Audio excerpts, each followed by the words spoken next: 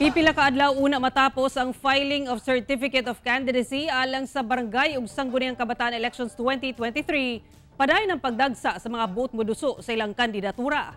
Ani ang report ni Argil Relator.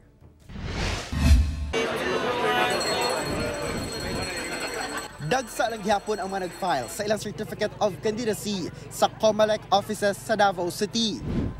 Gikan ni atong Lunes hangtod na karong adlaw, duha ka adlaw una matapos ang filing sa Certificate of Candidacy.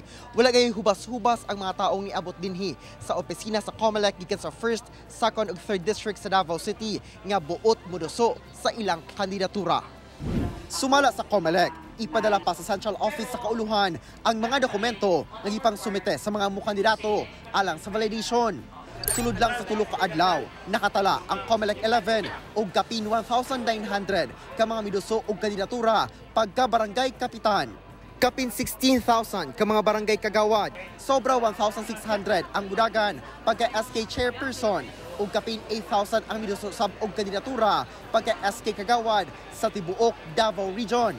Dugang sa COMELEC, walay political party ang mga kandidato sa barangay ug SK elections. I think they organize themselves for barangay election purposes lang, but it's not really a kanang political party kasi they're running as an independent candidate. Wala na sa extension sa filing human sa Sabado, September 2. Luyo sa kadaghan sa mga nag-file, wala hinuoy na talang untoward incidents ang COMELEC. Sa Zamboanga City, kamatikda na ang pagmenos sa mga taong buot mo file sa ilang COC. Apan sumala sa COMELEC 9, posibleng moabot sa 7,000 ang mga aspirants na mag-file og COC.